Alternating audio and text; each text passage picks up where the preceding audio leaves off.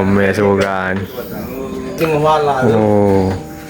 Bagai Ya dah lah comel tu. Oh, tengok aku ni deh. Oh. Dia seri. Dia seri. Yang itu dia ada dia seri. Oh. Bagai Ya Oh, dah lah ni. Kalau nak tengok sini, ni seorang dah. Oh, dalam ni dia ada kayu gini. Oh, comel. Ni kalau nak tengok ni memang comel. Tengah ni dia ada pokok. Dia seri. Oh, comel. Kita mari mula ni. Oh, comel.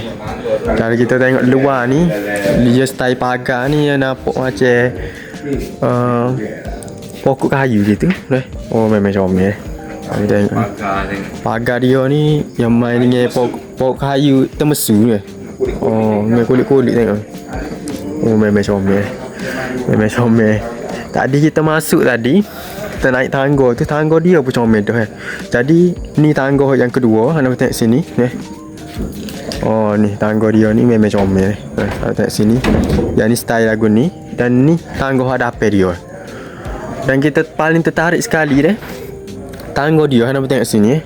Oh, memang comel ni deh. Yang ni tangga dia ni rasa ni tangga utama rasanya. Ni tangga kedua ni. Dan sini ni anda tengok sini. Kayu dia ni pagar ni macam pokok macam pokok sebutir. Anda tengok sini dengan dia ada urat-urat gini Oh, memang comel. Dan dalam ni kita masuk tadi memang comel. Dalam ni kita ingat ada pokok. Rupanya dia tak tepat tiga segi ni. Anda tengok sini. Oh, comel. Oh, comel. Mungkin tu dekat tu email. Tengok jendela dia memang comel. So kita tengok lain lagi deh.